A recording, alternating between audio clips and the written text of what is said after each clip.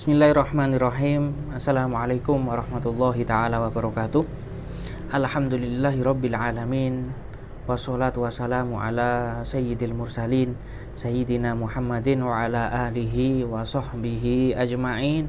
Amma ba'du, para pemirsa, para pengikut, para pecinta YouTube MZT Malang Raya. Alhamdulillah kita masih dipertemukan di bulan yang mulia ini untuk melanjutkan pembahasan kita di dalam masalah adab yang harus dijaga oleh seorang murid, seorang santri di hadapan gurunya, yang mana kita bahas ini dari kitab Adabul Alim wal Muta'allim karangan Hadratus Syekh Hasyim Asy'ari. Semoga kita senantiasa mendapatkan manfaat dan keberkahan dari ilmu beliau, yang mana itu juga pasti musnad yang bersambung dengan ilmu mereka, para ulama salaf, para ulama yang nyambung kepada Rasulullah Shallallahu Alaihi Wasallam.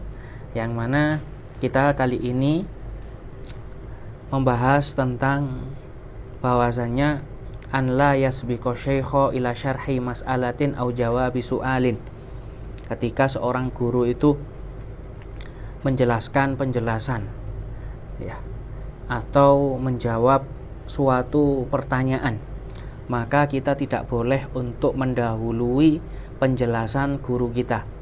Kita tidak boleh mendahului pertanyaan yang ditujukan kepada guru kita. Wala yusawiqahu minhu wala yadhharu ma'rifatahu bihi au idrakahu lahu.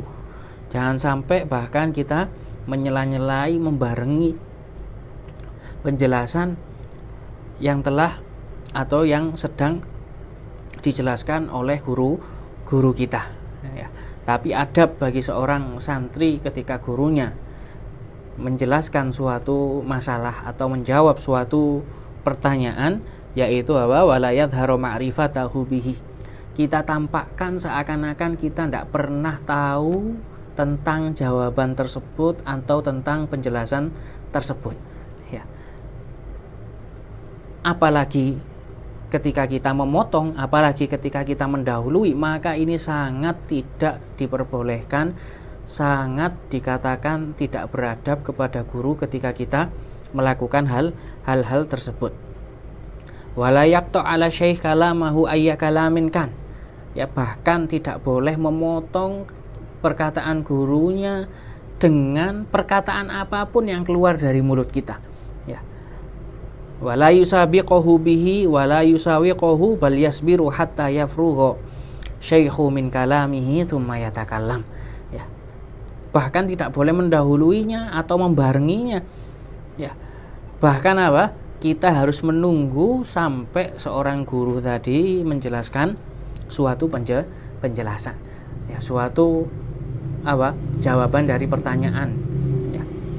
Bahkan ketika misal ternyata ada harus sesuatu yang kita omongkan kepada guru atau kita sampaikan kepada guru, entah dengan permasalahan yang berkaitan dengan apa penjelasan guru tadi, atau bahkan sesuatu yang tidak ada kaitannya dengan penjelasannya, tetap kita harus menunggu sampai guru kita selesai menjelaskan penjelasan yang telah ditujukan kepada beliau. Baru kita sampaikan keperluan kita, baru kita sampaikan apa yang butuh kita sampaikan kepada guru kita. Jangan sampai kita memotong, apalagi mendahului, apalagi saling membarengi apa yang dijelaskan atau ketika guru menjelaskan hal-hal tersebut, suatu masalah atau suatu pertanyaan. Wala yatahaddatsu ma'a ghairihi wa syaikhu yatahaddatsu ma'ahu. Begitu juga adab yang harus kita jaga. Ketika guru berbicara dengan kita, kemudian kita berbicara dengan orang lain, maka ini lebih-lebih tidak ada adab bagi seorang murid ketika gurunya berbicara dengan dia. Seakan-akan dia tidak butuh kepada gurunya, seakan-akan dia tidak menghargai seorang guru yang bicara dengan dia. au ma'a jama'atil majlis, atau mungkin dengan orang yang berkumpul di majelisnya seorang guru tersebut. Waliyakun dhihnuhu hadiran fi jihati syekh bihaitsu idza amarahu bi syai' aw sa'alahu an syai' aw asyara ilaihi lam yuhawwij ila al-i'adati thaniyan. Ya.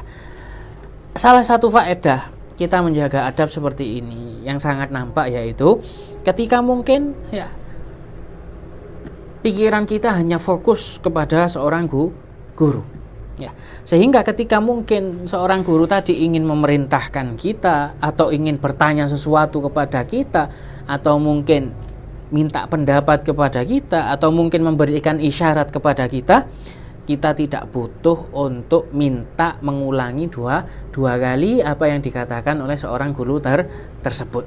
Ya, ini salah satu faedah yang nampak kepada kita, sehingga kita benar-benar fokus dengan apa yang dijelaskan kepada guru, dan kita siap untuk melayani apa yang dibutuhkan oleh guru kita. Sebagaimana alhamdulillah kita pernah merasakan kehidupan pesantren yang mana kita ketika belajar dengan guru kita, ya, ada suatu permasalahan yang mungkin masih belum jelas oleh guru kita ketika menjelaskan hal tersebut. Ya, apalagi kita seorang murid yang tidak tahu apa-apa, maka sama sekali bahkan tidak tahu apa-apa tentang penjelasan yang belum jelas oleh guru kita.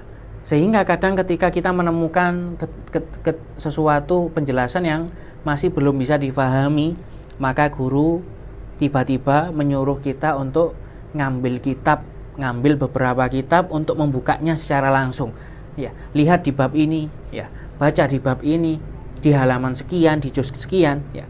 Yang mana guru kita ketika itu, ya, beliau tahu dan pernah membaca penjelasan tersebut di suatu kitab.